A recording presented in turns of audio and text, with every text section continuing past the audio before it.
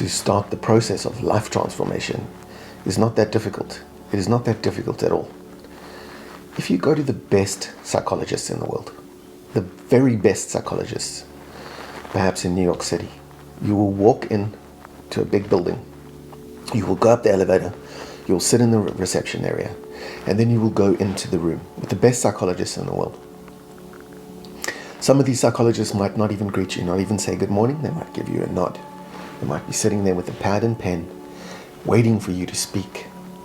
You see, psychology was originally called the talking cure, and they're correct with that. You know, the power of our word is incredible.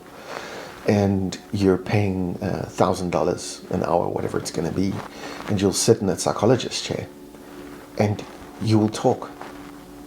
You might be suffering depression, personality disorders, anxiety, and you will go in, and you will talk yourself well.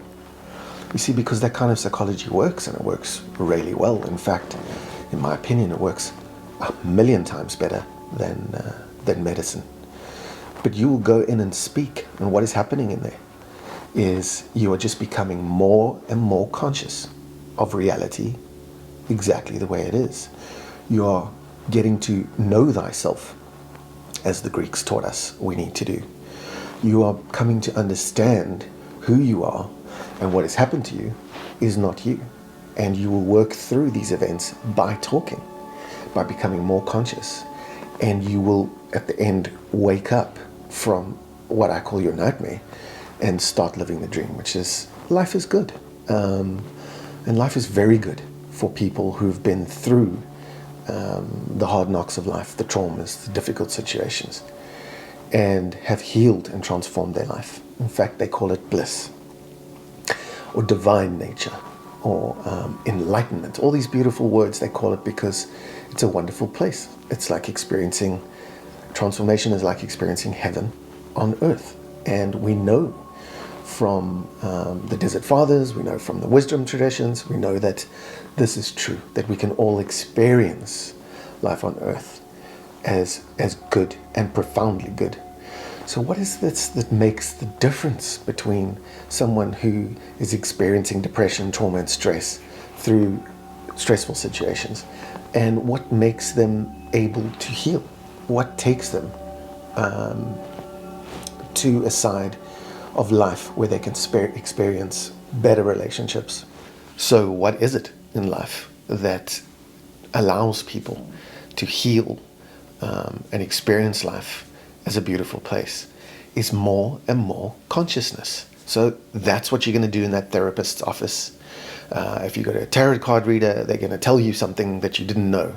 And that's another case of just experiencing more and more consciousness. You can read a book, you can start a course, you can do whatever it's going to be that you're going to use to try and heal and transform your life, is just going to bring you more consciousness. So let's look at 3 levels of consciousness. And first off, we have contracted consciousness, and contracted consciousness is having a very small idea of what's happening in the world. For example, on the news, you'll see 7 stories, 7 headline stories, normally some kind of tragedy, some kind of bad experiences that are happening in the world, because those sell. And these negative news stories put you automatically into a survival mind, where it grabs your attention, and you need to hear these stories and experience these stories, or they may affect you negatively in some way. So they grab that survival instinct, and over time you might think that the world is a very negative place. And to me, that has become a very contracted style of thinking. So let's for a minute put consciousness into 3 boxes, 3 neat little boxes. And the first metaphorical box of consciousness is contracted awareness. So this contracted consciousness can be described metaphorically as you sitting in this chair, and it's dark, and we give you a box of matches with 1 match inside. You've never been here before, you don't know what's happening, but you light the match, and then eventually you can see, this is a chair, this is the color of the floor, you can see what you're wearing, and then the match goes out. And that's a good way to describe a contracted box of consciousness. The second box, we could say, out of the 3 boxes of consciousness, is we would say, well, you're going to have an expanded consciousness, you'll be able to see more of the world and understand more of the world, what's happening. You'll be able to understand fundamental life questions. Who am I? Where am I going? What am I doing? And so on. So the second box of expanded consciousness could be described as you sitting in the chair and we give you a torch. It's dark. We give you a torch, you're sitting in the chair and you shine it around the room. And now you can see the pictures on the wall. You can see that there's tables and chairs and all kinds of things. And you can see the titles of these books. And you can look around the room, and this is expanded awareness, which compared to the first box, you're seeing a lot more. So that is obviously going to help you in many ways. Understand where you are, what's happening, and why you are sitting in this chair. But if we're to look more at the third box of consciousness, which is called pure consciousness, you'd be able to metaphorically describe that as you sitting in this chair. It's dark outside, but there's a full moon and you're in a glass house. And the light is streaming in. You can see the ocean outside and the trees. You can see where you are, where the house is situated. And of course, you can see all the things illuminated inside that house by this wonderful light of the moon and the stars. So, you can go from contracted consciousness to expanded consciousness to pure consciousness. And this is essentially life's journey. Essentially, when we're stuck, we're in a very, very contracted state of consciousness. Stress, depression, anxiety, all of these things in life, you might be going through difficult situations, can put you in a state automatically of very, very contracted consciousness. And you'll be working through all your problems with a survival mind, a very basal mind. How am I going to survive this? How am I going to get out of this? And just your mind can run rampant trying to find answers to all of these situations that life brings you. But if you operate from a slightly higher consciousness and you're able to think, feel, and act in an expanded way, you'll be able to see more.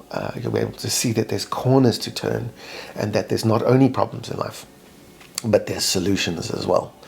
So how you get there is through practice. You practice meditation, yoga, mindfulness. You go on a course, you do something to get your consciousness expanded in a way. And when that happens, you can really start to heal. And that's all that medicine is trying to do anyway, is get you out of that contracted awareness and get you to try and experience some serotonin and dopamine, hits out there, and be able to move you from the downstairs of your brain to the upstairs.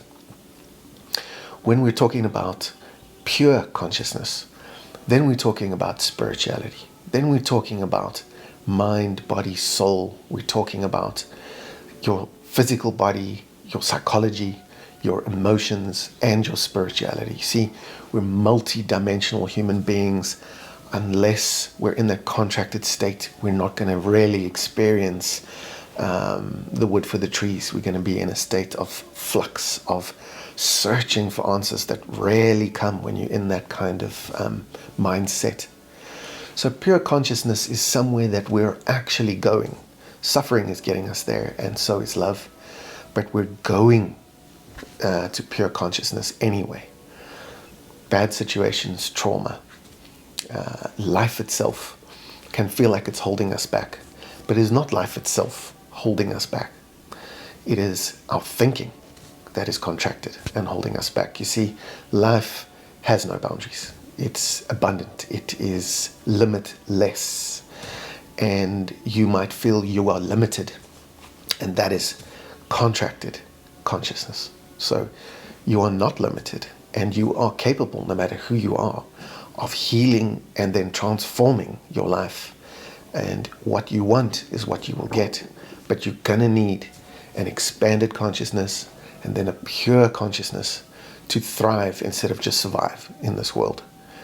Pure consciousness is available to absolutely everybody. So if your mindset is trapped in a state of stress and contracted consciousness, you need to experience new things. You need to experience a new story.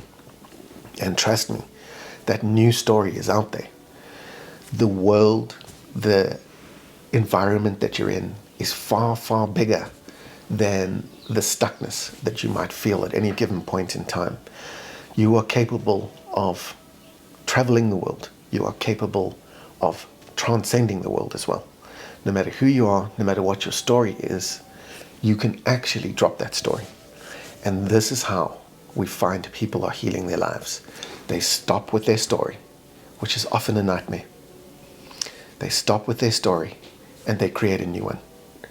You can write a new story. You can journal your way into creating new experiences. You can think your way into new experiences by visualizing something different in your mind.